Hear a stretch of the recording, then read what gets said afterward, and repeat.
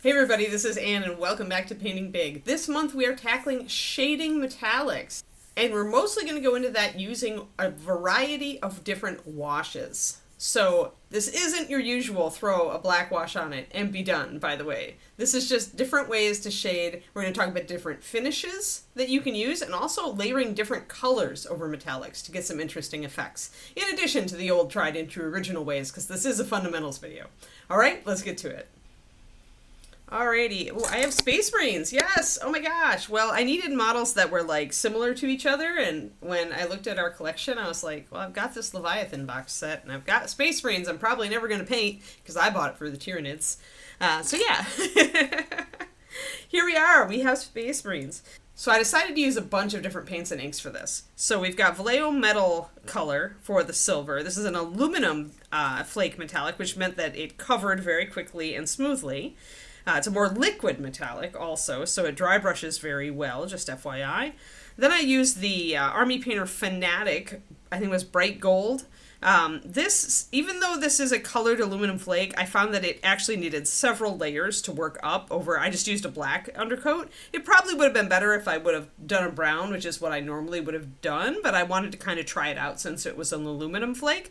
That said, it does have a beautiful gold color to it, so I'm happy with that. We're going to be using Reaper for some of our washes to start out with. And then we're using Chimera Velvet, the concentrated acrylic ink, for our second group of washes.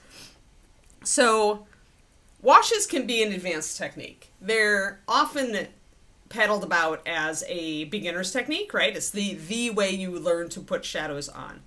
And they can be that, but they can also be really advanced. So, and it's all in how you apply them. As with any other paint, if you just throw a wash on a model, it's the simplest technique you can possibly use. But if you do that and then you tune the wash by layering and targeting where you're putting it, and maybe apply several layers to get different cool colors, things like that, then washes become a pretty advanced technique. And that's the way I like to use them on metallics. So I've got a couple examples for you of models I've done. They're both larger, and I will admit that I love to do metallics on larger models. Often on smaller models, I feel like it's very difficult to get them to look good, but on bigger models, you can really go to town. That said, we're going to be doing some of this stuff on these little Space Marines. But first, I want to show you Borka. Borka was my Grandmaster Privateer Press winner. You can see the metals on the shoulder pad here. See all the like kind of little rust and degradation. Let's get a little closer. So you can see that I started this with a wash, just throwing a wash on it. But then afterward, I went in and I used stippling and layering and some freehand, and then I came in with highlights. We'll talk about highlights next video. I came in and intentionally darkened the underside of these spikes so that you can see how very dark they are compared to the upper surfaces, so that I could tell you visually that, as the goo from his battles drips down, he's not really cleaning off anything. It's just kind of pooling in the undersides here. So that gives you an idea of how this can work. And that's really only using two colors. I'm using mostly this black brown. And you can see I went a little reddish, like rusty, for some of the upper areas. Taking that even to a greater extreme is Mr. Grumpy here, who I've showed on videos before. So on this model, we started out with a layer of dirt wash, right, over the entire surface. But then as you can see, just like with the other one, I've gone in and I've accentuated, right? I've really dirtied it down here. I've even put some matte on it to imply corrosion, so the metal isn't really showing through. I've gone back, obviously, with highlights and stuff, but you can see the different colors. There's some red in here, there's brown, there's black. There's even a bluish hint to some of this really dark black. But this is what you can do with washes on metals. And when I'm using layering for this, I'm just using the wash and I'm just applying it in kind of a stippling pattern to create these patches of different coloration. So you can do amazing things with targeting your washes, and we're going to show some of that today. So the first one, we're going to lay down our first colors, and this is going to look super easy. This is going to look like you always do washes, right? let's just use our silver marine here for our first one. I'm going to be using Reaper blue liner and brown liner for this. I like to do a couple different layers of wash, and I like to make them different colors. So I'm going to use a fairly large brush for this. This is going to be a number 2 Da Vinci Maestro. You don't really need to use a good brush for washes, at least not at this stage. You could just use a bigger, kind of crappy sable brush or Taklon brush. I do like to use a softer brush. I do like to use a sable because I don't want to make a lot of bubbles. You guys can watch my videos on washes from the Fundamental series. There's one on just applying a wash, and then there's one on making your own washes. So here, I've used that formula with my blue liner and my brown liner. And my blue liner, the liners in the MSP series are naturally translucent colors that are meant for dark lining, but they also make excellent washes because they've got that kind of translucency once you thin them down. So you can see how that is. But it still goes very, very, very invisible once I pull it out. So that's about the right wash consistency. This is made using my usual consistency of 1 drop of paint, 4 drops of, in this case we used brush-on sealer, and we'll talk about that next, and then a couple drops of water. Now I did want these just a little stronger because I'm not sure how the Vallejo metal color is going to take a wash, and so making it a little stronger, I put 1 extra drop of paint in each of these. So I'm going to start with the blue because I really like a dark blue over metal, and I'm just going to start putting it on and just gently brushing it. And while we do that, let's talk about the difference between gloss shadows and matte shadows. So there are many painters who really enjoy gloss shadows, and there's a reason to do it for metals, especially because a gloss sealer, if you're applying a wash, essentially using a gloss sealer or medium to mix that wash and giving it that little bit of a gloss finish means that your metallic will still look a little bit shinier compared to putting a matte wash over it, which is what I'm doing with this, right? So once this wash dries, because it is more matte, it's going to dull the metallic a little bit, right? I personally enjoy this a little bit more because I don't want my shadows to really have a shine to them. It kind of bothers me. But the proponents of people who really love to use gloss in the shadows is that it does make your shadows look darker. And as I mentioned, it preserves the shine of the metallics just a little bit more. So upsides, your shadows look darker and your metallics look shinier, at least after you've done this wash layer on them. Downsides, your shadows are reflective. Another problem with the shadows being reflective is if you're trying to bring out fine detail, it's harder to make that detail stand out. I personally prefer my shadows to not be reflective, so I tend to go for the matte when I do shadows. But as you can see, I mean, I did, Mr. Grumpy he has shadows that are both highlighted and matte, so shiny and matte. So you can see the shine in the shadows here, but then you can see the very matte effect here. And you can use this to your advantage, right? If that's the effect you want, if you've got big metal breastplate like that, or even like a dreadnought or something that's really like rusted out, or maybe an orc vehicle, you could play with those different textures to make the metal look pitted and matte and rusted in one part, and they keep some of the sheen on the other parts so that it just looks like built up oil, and gunk on the metal, for example. So we're going to leave this one to dry, and then we're right away going to go over to our gold marine. And this I want to go and do different colored washes, really different colored, not even a blue and a brown. These are just 2 different blacks, essentially. But these guys, now this is made with our velvet inks, and I haven't used either of these before, so this is going to be very interesting. I decided to use the Alizarin Crimson ink because it was a darker red, and then I also wanted to try the Smoke ink, which is a really dark brown. The Smoke ink looks a lot stronger than the Alizarin ink, so actually I'm going to add 1 more. The ratio on these, because they're acrylic inks, which means they're pretty much watered down paints made with superfine pigments, this is 3 drops. This one, the red one, is going to be 3 drops of the ink, 2 drops of, in this I went gloss sealer, 2 drops of gloss sealer, and 1 drop of water, and this is going to be more like 2 drops of the acrylic ink Smoke, 2 drops of gloss sealer, and then 1 drop of water. Now, if I want to thin this a little bit more, if I want it to be a little less overpowering, it's your choice what you add. You kind of want to look at it and see. If it seems like it's self-leveling pretty well, you could add another drop of the sealer. But if it seems a little kind of plasticky, like it might not flow together too well, you could add a little bit more water. And I'm just going to add just a little bit more water to this. Just a tiny bit on my brush. Yeah, to make it flow a little better. Because I don't want to see these brush marks when I start putting this on. So we're going to put the red on first. When you're doing two different colored washes, then the one that goes on first tends to kind of set the tone a little bit more than the one who goes over the top. It's like mixing colors almost, but your first color, if it's strong, it's gonna influence the look. So here, what I'm kind of going for is to turn this gold into almost like the shadows to be almost like a burnished bronze, like a reddish bronze. So I'm going to take this dark red and we're going to see what we can do.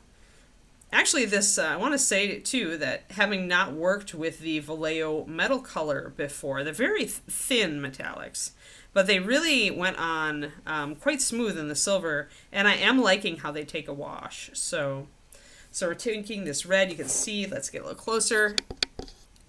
There we go. So now, as these colors dry, they're not going to be quite as strong, right? Because that's the nature of washes. Even though these acrylic inks are kind of made to work a little differently. They stay a little stronger because of the superfine pigments. They tend not to fade as much as a wash that you built with just a regular paint. But it's still not going to be quite as strong once it dries. Now, because I've done a gloss sealer mixed into this instead of a matte medium or sealer, this is going to be an example for you to look at of the kind of the shiny effect, right? So whereas this one's going to dry, actually is drying quite matte, this one's going to stay shiny. So we'll see how that all looks. Now I want to try a really weird one based on a guy, Jakob Brun-Nielsen, who used to win Golden Demons back at the time when I was competing, back around 2000, late 90s. And I always loved his medals because he did a lot of chaos. And he would do things like, he would use inks, and he would layer, like, purple and green over each other. So I wanted to do that. I wanted to try that for you today. So we're going to do it real quick. And then I'm going to talk a little bit. You can see I've got a darker metallic here, although it's hard to tell that it's darker. And we can talk about, like, the general, how to bring up if you want to start with a darker metallic, and kind of the pros and cons here. Because that is the other way people think to do it, right? Is to start with a dark metallic and work up. But there's some caveats about that. So my purple here is so strong. Oh my gosh. So, okay, that needs to be more transparent. That's a really strong, it's a violet is the color. And I went matte with this, and I actually added, so I'm using regular brush on sealer, which is more of a soft satin to matte finish. And I actually added a drop of our Reaper Master Series matte additive, or anti-shine additive as well. I definitely need to thin this down though. So to make the color more transparent without making it lose strength, you add the medium or the sealer. And to thin it down, to make it more watery, you add water. That's going to be so strong. All right, I really need to throw some water into this. It's really strong. Okay, so some of these acrylic inks, just like how some of the contrast paints are very, very, very strong, and some are a lot, more moderate. So goes that with Chimera Velvets, apparently. All right, and then we got our phthalo green here. I might have to put the green on first, because I'm going to need to thin this purple even more. So you can kind of tell when a color is really overpowering. And I had thought originally to start with purple, but now I'm thinking I want to start with the green. I'm going to throw just a little bit more water on that. And then I'm going to thin down the purple. I don't want that purple. If we keep it this strong, it's going to just knock the green right out of existence. It might look kind of cool, but we'll see. I wanted to mention also contrast paints. Oh, yeah. There we go. Contrast paints can be used as washes as well if you get the contrast medium. You guys probably already know this. But if you buy, they have a contrast medium that's just transparent. And if you buy that, you can take your contrast paints, which are normally meant to act like very thick washes, and you can make them into regular washes, and they work very well that way. So you could use these same color layering tricks with normal contrast paints. You could also just use, almost any paints that you wanted. They would end up being a little bit more opaque. The thing about the acrylic inks is that they're naturally more transparent. So They work a little bit. They're almost like they're made to work for this. This is pretty much right in their wheelhouse. Okay, so that green, wow. Boom. And then we're going to put the purple over the top. Now, one thing you can do when you're doing this, if you're going to do something fancy, like I showed you on my models, when it's still wet, you can clean off your brush and you can pull color off while the wash is wet. So you can decide, okay, well, I'm going to highlight some of these areas I want them to be lighter. I should have done this like piece by piece, because obviously my wash is already drying up at the top here. But as you can see, you can just use your brush to pull off the pigment and create highlights right there. See? And it looks really cool. So if you just use your wash and kind of go piece by piece and then pull it off, you can get some cool effects and you can get a start on your highlights. Yeah, you can see how that's coming up right there. So you might need a smaller brush in places so that you can be precise. Let's get real close. And we're just taking this damp brush. I pretty much rinsed it out and I just tapped the extra water off of it so it would absorb paint when I put it down. I don't want a bunch of water in it, but you can see I'm just pulling that off.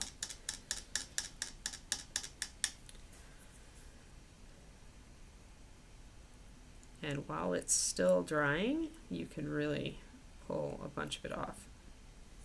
So yeah, and then you get that kind of cool, you've already got kind of your highlights starting to set up there. So you can see the difference between just the green and the green where I've taken it off. And of course, when I'm putting purple over the top, that means these areas are going to go more purple because I've got that silver standing out there. All right, let's talk real quick while that finishes drying about the problem with going up from dark metallics to light. Now, you can start with a very, and this, believe it or not, was a really dark metallic when I started it. You can see the difference between them. But the problem with dark metallics is that even at their darkest, they're always going to have that shine to them. So if you were trying to like make the details show up on this gun and you put a lighter metallic over the top, it's really not going to work very well because you can see, even in the shadows, you can still see all of the shine here, right? So your contrast isn't going to be as much as you might think. On top of that, anybody who's ever tried to highlight with metallics knows that that's the thing that they're really not that great at. Like, when you're layering highlights, they really kind of suck at it. Some of them are really good for dry brushing, and I would say that the Vallejo metal color is one of them. And the reason it's good at dry brushing is that it's a very fluid paint with a very fine flake. And so once you get adequate amounts of paint off of your brush, it goes on a really, really fine light coat and really smooth. But if you're trying to layer with it, it gets really hard to get an even highlight with metallics. And we'll talk about this in the next video when we're talking about highlighting with metallics. We'll talk about the difficulties with it and like techniques that I like to use and which metallics kind of tend to be a little better for highlighting than others. But yeah, but the big problem here is like you can still see the shine even in the shadows. So even if I were to put a highlight on all the upper surfaces here with like a lighter silver like this, you'd still see shine in all of the deep in cracks, right? And so it's not going to let you really see all these great details. Whereas honestly, if you had just kept this black and just dry brushed it, you'd get better detailing than you would starting with a dark metallic. And I mean, Reaper has it has a black metallic. Reaper has adamantium black, which is the metallic flake is actually more of a graphite color. It's not a silver color, so it's actually can get quite a bit darker than this. The color that remains after the paint dries is most often the flake. And it's obviously made of the silver flake, even though it was a darker metallic. You can add all sorts of black pigment to a silver flake, and you'll make it darker. But once it dries and the light hits it, that silvery sheen is still going to pop up, even though it seems darker than like a true, like straight up silver aluminum flake like this one. You still see that shine. So you aren't going to get as much contrast. If you remember contrast being important when you're bringing out detail, you won't be able to get as much contrast. Now we could put a wash on this and then we'd be fine, right? But in that case, you may as well have started with the lighter color. Because if you're going to put a wash on something, you want to start with the lighter color so that the wash brings out all these great details, right? Again, it's the contrast between the dark wash and the really bright silver metallic that gets you this cool appearance. Whereas if you try to take that same wash and put it over, or I guess I grabbed the brown liner, But if you try to take the same type of wash and you put it over this, it'll bring out the details, but not as well as the wash over the bright silver, because it's just a matter that a wash is going to show up better when you give it more contrast. So over a lighter undercoat. You don't always want a really light undercoat and a really dark wash like I'm doing on the metallics, but for metallics I find that it's advisable because it actually gives you a lot of room for where to go from there. I can still go down from here, and I can also go up. So before I put a straight up second wash on this, I do want to show you guys how I get some of the effects on Borka and Mr. Grumpy, which is I'm just going to take my brown liner here. I'm actually going to mix a little bit of this Vallejo smoke in it. So let's grab a little bit of the smoke and a little bit of the brown liner. We're crossing the streams. But I want this pretty dark. I want it a little bit stronger. And I can essentially take this and I can stipple it into areas where I might want some darker color. I'm going to grab a smaller brush for this. And we're just going to stipple that in. And I essentially can just build up layers of wash to be, to dirty the area. Ignore Kiki, she's having a moment. And I would let that layer dry, which won't take very long because it's layering. And then I would take it again and I would build up another layer, a little darker. Maybe really close, really dark, where I'm getting down to the cracks. If I wanted some rusty red color, if I wanted to aim for like rust, I might put some red. Some touches of red in there, or orange. I could go with a very dark brown if I wanted to. If I wanted to really, really, like if it was orcs, I would totally take this this smoke color, just as strong as it is, and make the crevices really dark and dirty like that. But you can see how the stippling brings up that. And I like to do this on top of a base wash because then it's going to give you something to work from. You've already got a dirtying layer on here, and so you can blend into that. You can work into that. Trying to blend this into metallic can be a little harder. I mean, you still can, but if this was just like a straight bare metallic, it wouldn't look quite as good. Whereas here, I can work with my shadows with this technique, and then I can come back with highlights, and I can bring out, yes, the highlights will bring out the full metallic shine again. So we'll get to that again next month, but I wanted to show you that so you can see this would take a while, but it gives you amazing results. And you can do it on small models, just like you can see here. If this was a Nurgle Marine or something, and I wanted to do like a really tarnished metal armor, I could do that this way. All right, so let's just I wanted to get my second layer of colored washes on so you can see how cool these can look. We're going to first start out with just the brown liner over the blue liner. This is going to just make us give us a little more complexity, a little more dirtying. You can see the kind of blue steel effect we've got here. If we just highlighted this, it would honestly look really awesome anyway. Probably for Grey Knights, I would do this kind of effect. Just stay with the blue liner and just go over it with the silver to shine it up. But I can put the brown liner over the top. And it'll kind of give you a more interesting black wash, but it also is going to make our metallic even darker, right? It's going to make our shadows even darker, but it's still going to keep a bit of that metallic shine. Although a little less, right? Because remember, these are matte paints, so I went with the more matte option. So we can still see the shine, but see how much depth we're getting now with that 2 layers of wash. Really, really cool. And it's taken the blue down a peg. But it's still a more interesting wash than just a straight black wash. You see what I mean? So then we'll take our red and we'll put this. I'm really going to cut this smoke wash. The smoke wash though, I'm going to cut it down and even move some of it to a different well, just because I want it to be strong but not too strong. So I think I'm going to go there. So, and then we'll pop it over this red. So it's going to go from a really red marine, and then we're going to get this really antiqued bronze look. But having that red color as the first color gives us that warmth underneath that we're looking for. We'll go very fast with the wash. And with a softer brush, you can go a lot faster because you're not bringing up as many bubbles if you're brushing really fast over the surface. All right.